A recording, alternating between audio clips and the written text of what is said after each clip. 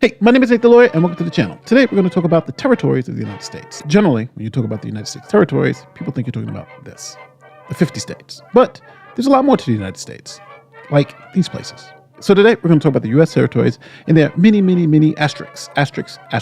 And using this chart, you're going to know everything you need to know. So first, we're going to discuss 4 key concepts that you need to understand. Incorporated organized, incorporated unorganized, unincorporated organized, unincorporated unorganized. Whether a territory is incorporated or unincorporated is extremely important when you're talking about U.S. territories. Matter of fact, it's probably the most important question you're going to have to answer. If you're incorporated, what does that mean? Well, that means you are part of the United States and you are not allowed to leave if you're a territory. The last time an incorporated territory tried to leave the United States, we had a civil war. Now, if a territory is incorporated, the Constitution fully applies. For instance, anyone born on an incorporated territory is automatically a U.S. citizen at birth. Now, if the territory is unincorporated, then the Constitution doesn't apply. But obviously, there's some asterisks. So if someone's born in an incorporated territory, they're a U.S. citizen automatically by birth. And if they're born on an unincorporated territory, they are a U.S. national. What the hell is a U.S. national? Well, a U.S. national is someone who can reside and work in the United States without restriction.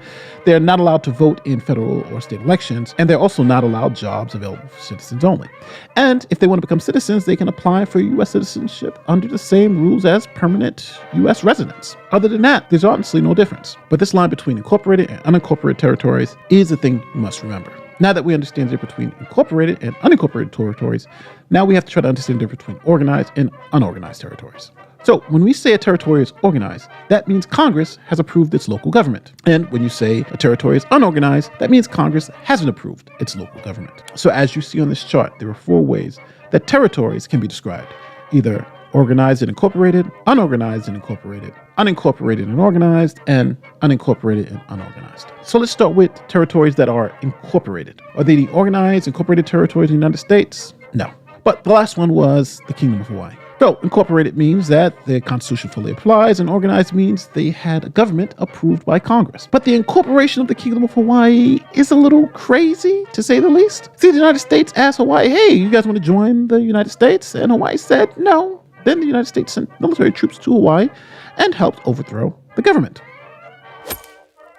Then after installing a puppet regime, then the question was asked again. Do you, Hawaii, want to join the US of A? Yes. Now here is what the puppet regime agreed to. Whereas the government of the Republic of Hawaii, having in due form signified its consent in the manner provided in its Constitution to cede absolutely and without reserve to the United States of America all rights of sovereignty of whatsoever kind and over the Hawaiian Islands and their dependencies, and also to cede and transfer to the United States the absolute fee and ownership of all public, government, or crown lands, public buildings, or edifices, ports, harbors, military equipment, and all other public property of every kind and description belonging to the government of the Hawaiian Islands. Welcome to America! And there's no leaving. What? So in 1993, the American government apologized officially for overthrowing the Hawaiian government. My bad. But since now Hawaii was already incorporated into the Union, there was no turning back. Just when I thought I was out, they pulled me back in. So next, we'll look at the unorganized incorporated territories within the United States. So the incorporated unorganized territory, again, unorganized means there's no government, is the Palmyra Atoll. Now, the Palmyra Atoll is located here in the Pacific Ocean, about 1,000 miles from Hawaii. Here's Hawaii. Here's a closer view of Hawaii and the Palmyra Atoll. Now, the Palmyra Atoll is an uninhabited island in the middle of the Pacific. It also has an unofficial flag, and because it's incorporated, the U.S. Constitution fully applies to the island. That means if someone makes it to the island and has a baby, that baby will be a U.S. citizen.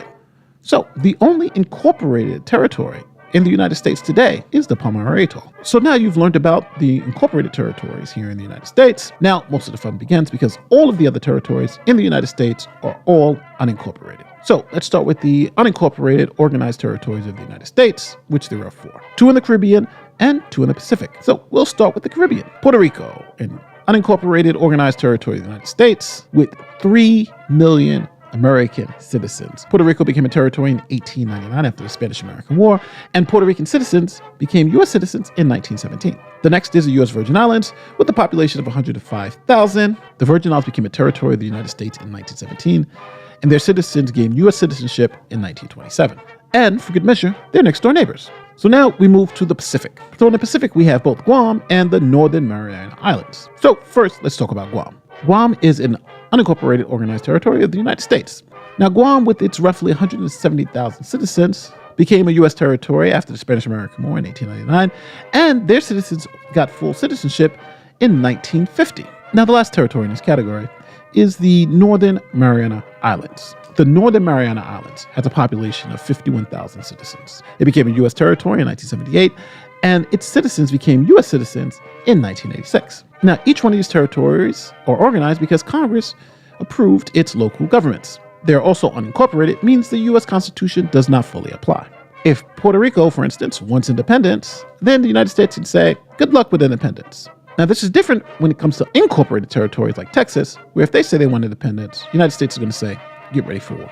Now, also, since all these territories are unincorporated, that means the U.S. Constitution doesn't fully apply, and their citizens don't have birthright citizenship. So technically, they're all U.S. nationals. So Congress said we can fix that. We can pass a law. We can make you guys all U.S. citizens by passing a law granting everyone born on the island are U.S. citizens and no longer just U.S. nationals. So that must mean they can vote. Well, no. But they do get representation in Congress with a delegate to the House of Representatives. Now, these delegates can do virtually everything any other congressperson can do. For instance, here's Stacey Plaskett, delegate from the U.S. Virgin Islands. She was the ranking member on the subcommittee. She was also one of the House impeachment managers, arguing at President Trump's impeachment trial for him to be convicted. So they do have some representation in Congress, but none of these people can vote. They're all non-voting members. So our 4 unincorporated organized territories go right here. And then we have this last box that we have to fill, which is the unincorporated unorganized territories of the United States. So let's look at the uninhabited unincorporated unorganized territories of the United States. We have Baker Island, Holland Island, Jarvis Island, Johnston Atoll, Kingman Reef, Midway Atoll, Wake Island, Navassa Island. These islands are all uninhabited and are considered the unincorporated unorganized territories of the United States. They go here. But this is the end of the story. Now we have one more U.S. territory that we have to talk about, which is an unincorporated, unorganized territory that happens to be inhabited, and that is American Samoa. Now, American Samoa is found in the Pacific Ocean, and it has a population of about 50,000. Now, it became a U.S. territory in 1900, but they haven't been granted U.S. citizenship as of the making of this video. Now, remember when we talked and I mentioned that if you're born on a territory that was incorporated to the United States, you get citizenship as a birthright. And if you're born on an unincorporated territory, you're a U.S. national by right. Well, the citizens of American Samoa are U.S. nationals. Now, we still have the other territories that have the same issue. Then Congress passed a law and made them all citizens. But when it comes to American Samoa, Congress has said, not yet.